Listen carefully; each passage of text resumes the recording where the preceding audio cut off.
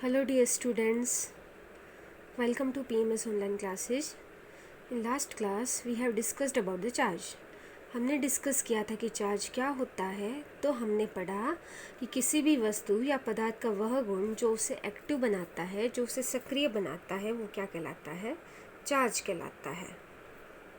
अब इस क्लास में हम पढ़ेंगे कि चार्ज आवेश का मात्रक क्या होता है, आवेश की यूनिट क्या है, आवेश की डायमेंशन क्या है। तो आवेश का मात्रक होता है कूलाम। आवेश का मात्रक होता है कूलाम। आवेश का सीजीएस पद्धति में मात्रक होता है, सीजीएस पद्धति में मात्रक होता है स्टेट कूलाम। यह एक इलेक्ट्रोस्टैटिक यूनिट है, ईएसयू भी कहते हैं। इसको एक और नाम दिया गया है फ्रैंकलिन, जहाँ एक कूलाम के अंदर 3×10⁹ इलेक्ट्रोस्टैटिक यूनिट होती है। और इसके अलावा हमने 10th क्लास के अंदर विद्युत धारा की एक डेफिनेशन पढ़ी थी। आई बराबर विद्युत धारा क्या होती है? आवेशों के प्रवाह की दर को हम क्या कहते हैं? विद्युत धारा कहते हैं। आई बराबर dq/dt लिख सकते हैं हम। इससे आवेश चार्ज का मात्रक क्या हो जाएगा? I × dt। तो मात्रक क्या होगा? धारा का मात्रक होता है एम्पियर और समय का होता है सेकंड। तो आवेश का एक अन्य मात्रक क्या हो जाएगा? आवेश का अन्य मात्रक होगा एम्पियर × सेकंड।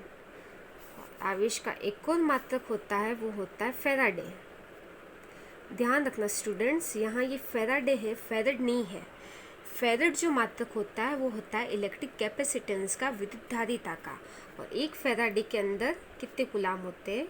एक फैराडे के अंदर 96,500 कूलाम होते हैं।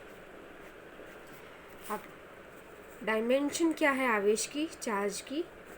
तो डायमेंशन के लिए हम डिस्कस करेंगे कि मात्रक क्या लिखा हमने आवेश का? Ampere × second. तो m0 हो जाएगा, L0 सेकंड है तो T1 आ जाएगा। और एम्पियर आपके जो फिजिक्स के अंदर 7 मूल मात्रक है, 7 मूल मात्रकों में से विद्युत धारा का जो मात्रक है वो आपका एम्पियर है। तो इसकी विमा होगी आपकी A1। तो चार्ज की विमा है m0, L0, T1, A1। अब हम डिस्कस करेंगे कि चार्ज की प्रॉपर्टीज क्या क्या है। Properties of charge.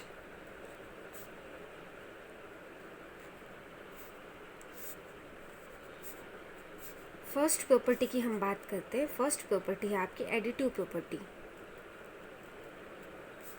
समराइज वे में पढ़ते हैं हम इसको। एडिटिव प्रॉपर्टी से हम क्या कहते हैं कि कोई भी वस्तु है, उस वस्तु पे जो टोटल चार्ज होगा आपका, तो टोटल चार्ज सभी चार्ज के योग के बराबर होगा। यानी हम कह सकते हैं कि किसी भी निकाय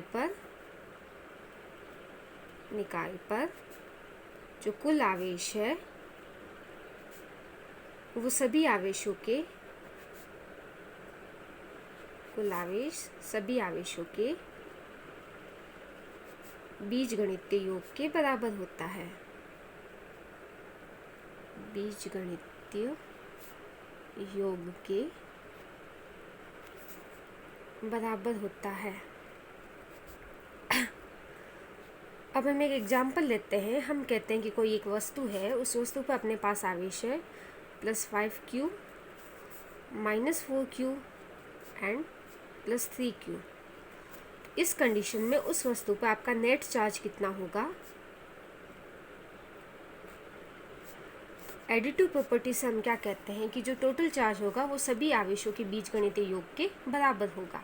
नेट चार्ज होगा आपका +5q, -4q, +3q, देन आ जाएगा आपका 4q। ये होगा आपका नेट चार्ज। ये है आपकी एडिटिव प्रॉपर्टी। सेकेंड प्रॉपर्टी हम डिस्कस करेंगे। सेकेंड प्रॉपर्टी है आपकी invariance of electric charge. Invariance of electric charge, विद्युत आवेश की निश्चलता। आवेश की निश्चलता। ये प्रॉपर्टी क्या कहती है? ये प्रॉपर्टी कहती है कि हम फ्रेम ऑफ रेफरेंस काम में लेते हैं। हम फ्रेम ऑफ रेफरेंस से हम क्या समझते हैं? जहाँ हम कोई भी पार्टिकल है या कोई भी आपके पास में जो भी वस्तु है उसकी हम गति की स्टडी करते हैं कि इस पर्टिकुलर टाइम पीरियड पे इसकी पोजीशन क्या है, पोजीशन और टाइम कोऑर्डिनेट्स को लेते हैं। तो अगर हम एक निर्देश तंत्र की बात करें तो उस निर्देश तंत्र के अंदर आपका आवेश चाहे गतिशील अवस्था में हो चाहे स्थिर अवस्था में हो, तो आवेश पर कोई भी इफेक्ट नहीं पड़ेगा। आवेश पर कोई भी इफेक्ट नहीं पड़ेगा। मतलब और हम क्या कह सकते हैं कि ऑब्जर्वर की चाल चाहे कुछ भी हो, वेलोसिटी चाहे कुछ भी हो, उसका इफेक्ट आवेश पर नहीं पड़ेगा। चाहे वो गतिशील अवस्था में हो चाहे वो स्थिर अवस्था में हो, चार्ज की वैल्यू हमेशा फिक्स रहेगी। ये है आपका इनवेरिएंस ऑफ इलेक्ट्रिक चार्ज। जो थर्ड हम बात करेंगे इसकी, थर्ड होता है conservation of electric charge. Conservation of electric charge. जैसे हमने एनर्जी कंजर्वेशन पढ़ा, वैसे ही इलेक्ट्रिक चार्ज का कंजर्वेशन है कि आवेश को हम ना तो उत्पन्न कर सकते हैं ना ही नष्ट कर सकते हैं। इसे हम एक वस्तु से दूसरी वस्तु में स्थानांतरित कर सकते हैं। स्थानांतरित करने की भी अलग अलग विधियाँ होती है आपकी। एक होता है घर्षण द्वारा आवेशन। घर्षण द्वारा हम चार्ज ट्रांसफर कर सकते हैं।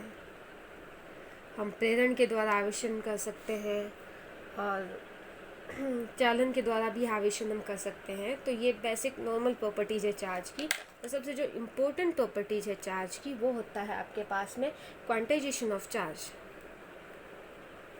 क्वांटाइजेशन ऑफ चार्ज, इसे समझना बहुत ज़रूरी है। क्वांटाइजेशन ऑफ चार्ज क्या है? क्वांटाइजेशन ऑफ चार्ज कहता है कि हमेशा ही इलेक्ट्रॉनों का जो ट्रांसफ़र होता है वो कभी भी हमेशा एक पूर्ण संख्या के रूप में होता है। किसी भी एक वस्तु से दूसरे वस्तु पर अपने को इलेक्ट्रॉनों का ट्रांसफ़र करवाना है तो वो एक पूर्ण संख्या के रूप में होगा। जैसे अगर हमें कहना है कि हमें किसी भी वस्तु पर आवेश का मान निकालना है, तो आवेश का मान जो होता है वो इलेक्ट्रॉन के आवेश का पूर्ण गुणज होता है। तो फॉर्मूला क्या होगा अपने पास में? Q बराबर NE। या Q क्या है? किसी वस्तु पर आवेश, किसी वस्तु पर आवेश। E क्या है? इलेक्ट्रॉन का आवेश, जिसका मान हमें पता है। इलेक्ट्रॉन का आवेश कितना होता है? 1.6 × 10⁻19 कूलाम। N है आपका नंबर ऑफ इलेक्ट्रॉन्स, इलेक्ट्रॉनों की संख्या। एक न्यूमेरिकल डिस्कस करते हैं हम इस पे। अगर अपने को कहे कि किसी भी धातु के गोले को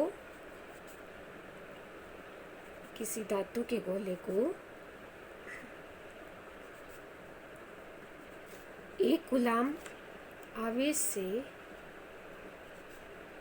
धनावेशित करना है, एक कूलाम आवेश से धनावेशित करना है,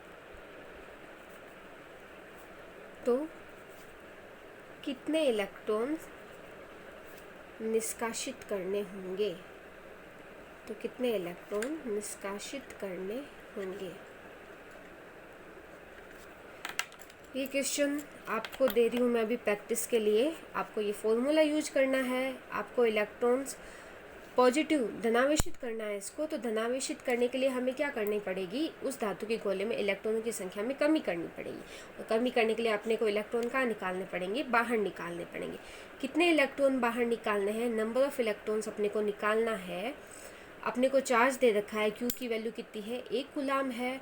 अपने को आवेश, इलेक्ट्रॉन के आवेश का मान पता है 1.6 × 10⁻19 है। निकालना क्या है? नंबर ऑफ इलेक्ट्रॉन्स निकालना है।